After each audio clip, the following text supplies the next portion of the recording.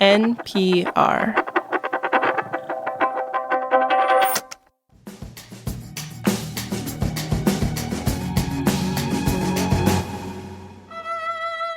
Dear Waylon, this is your co-host and friend, Adrian Ma.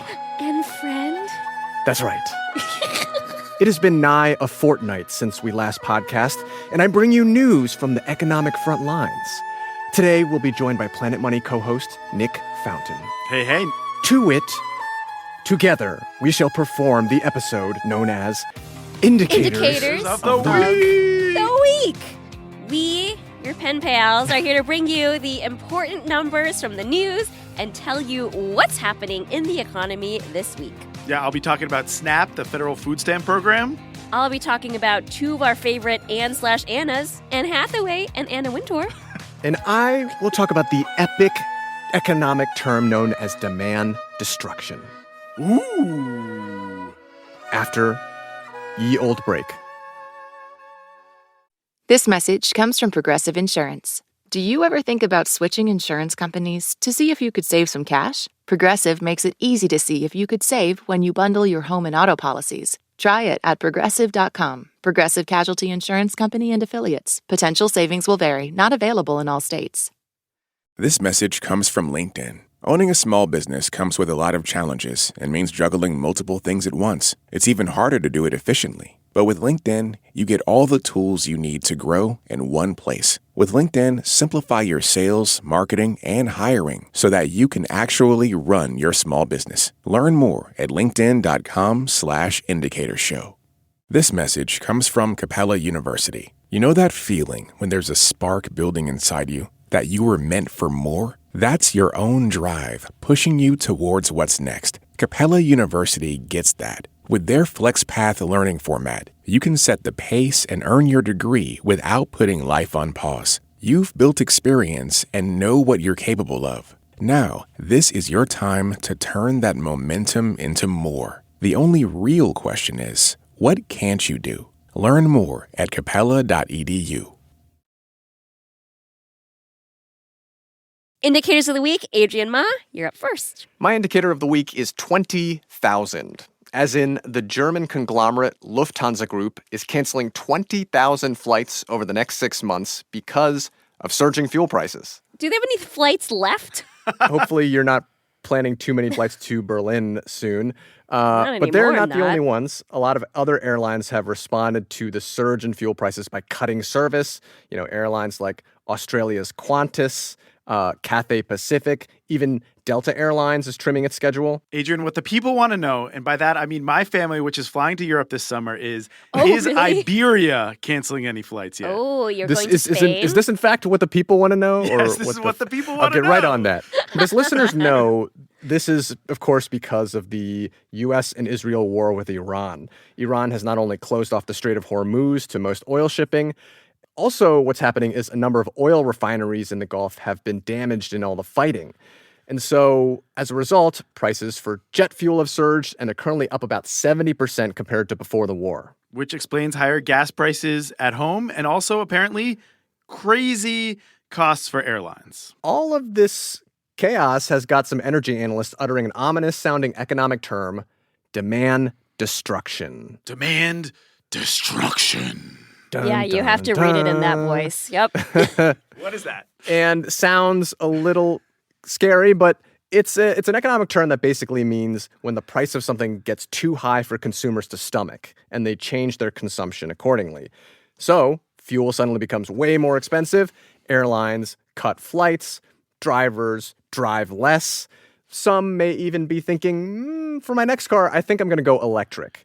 And if this becomes a long-term trend, that is basically the destruction of demand for oil. I feel like in the long term, you could see some benefits, right? If it results in people switching over to more sustainable kinds of fuel. But then in the short term, I'm thinking, okay, Lufthansa cancels all these flights. And then, like, what if they have to lay people off because they're not flying as much? And then what happens to all the people who work at the airports if there's, like, reduced traffic at the airports? It just makes me spiral. So I think you found a small silver lining on a very big cloud. Okay, well, that is sobering. Nick Fountain, you're up next. What do you got? Not sure it's going to get less sad here.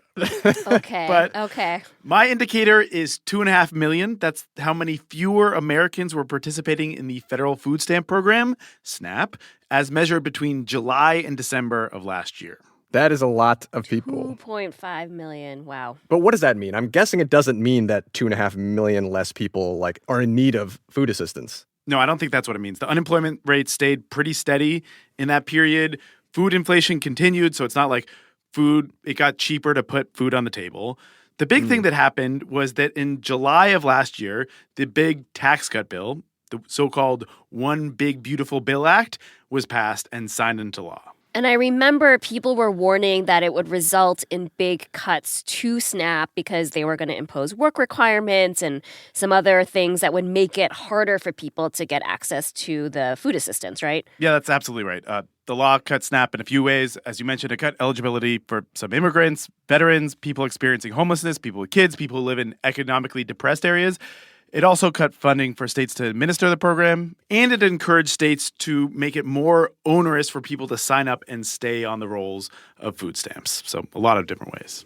You know all of this partly because you've reported a Planet Money episode on it. That's right. Thank you for remembering that, Adrian. Hey. And to be clear, when lawmakers passed this bill, they knew these cuts were going to lead to way less people being on the rolls of food stamps, right? The Congressional Budget Office told them that much. But the numbers that are rolling in are still pretty striking, especially because it's early days. The law is less than a year old, and participation is down in the vast majority of states. And in some states, the drop is really rather dramatic. For instance, Arizona saw a 47% decrease in participation in the 7 months since the bill's adoption. Jeez. 47%. Yeah, that's 400,000 people. Oh my gosh. Majority of SNAP recipients are kids and those over 60. So, yeah, this one is also pretty grim. Waylon, you're going to have to pull us out from the depths. All right. Let's go the pop culture route. My indicator is 79%. That is how much the prices of the status symbols from the movie The Devil Wears Prada have gone up since the film came out in 2006. The sequel comes out a week from today, and credit for this indicator goes to the Cut website. It published a super fun article this week about how much these iconic accessories cost in 2006 versus today. And then I did some additional math to come up with that headline number of 79%. So can you gents think of any memorable items from the movie? Have you seen the movie? Of course. I have not. I'm going to go with, it's a great movie. You should see it, Adrian. I'm going to go with cerulean blue sweater. Oh, the cerulean blue sweater was actually not included in this basket of goods that the Cut put together, but it does have Anne Hathaway's thigh-high Chanel boots, which you might remember. Sure. They cost $1,500 then, according to the Cut. Today, a vintage pair of these same boots goes for over $4,000. Insane. And I imagine that everything has gotten way more expensive. Is that the headline? Actually, no. I mean, the headline number is 79%, but some things got cheaper. Like in the movie, Anne Hathaway gets this blue leather Marc Jacobs purse that she gives to a friend. Sure. That purse cost almost $2,000 back in 2006. Today, a vintage version is just $150. All right, this is delightful. We are all excited for this movie to come out. But what is the economics here, Waylon? That's what the people want to know. Well, all right. So my take on this is that I think that this shows that in the world of high fashion, the status of a brand counts for a lot, and the value of some luxury goods holds up better than others. So, for instance, that Marc Jacobs bag just fell through the floor, right? But then if you look at a different handbag, the Prada tote that Meryl Streep's character carries in the movie, it costs around $1,500 in 2006. The vintage version today, it's almost $11,000. Wow. I know. This almost feels like a silly question, but have people's wages kept up with these high fashion prices? Yes. So in the movie, What? Anne Hathaway, Anne Hathaway plays an assistant to Meryl Streep, who's based on Vogue editor Anna Wintour. According to The Cut, Anna Wintour's assistant made $32,500 a year. Today, that same job pays $60,000 a year. That's actually an 85% increase. So it outpaces the 79% increase in the basket of iconic goods from the movie. So wages, according to this very small sample, may be increasing slightly faster than this other small sample of luxury items. So there's our bit of good news, I guess, to end the day. This episode was produced by the Anne Hathaway of podcast, Angel Carreras, and the Anna Wintour of podcast, Cooper Katz-McKim. The Stanley Tucci of podcasts. And engineered by Kwesi Lee. It was fact-checked by Sierra Juarez. The Emily Blunt of podcasts. Kate Kincannon is our editor. What would she be? The Meryl Streep of podcasts. And The Indicator is a production of NPR.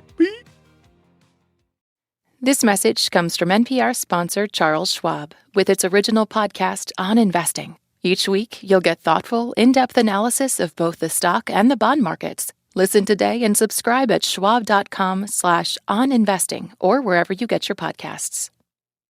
This message comes from Capella University. That spark you feel? That's your drive for more. Capella University's FlexPath learning format lets you earn your degree at your pace without putting life on pause. Learn more at capella.edu.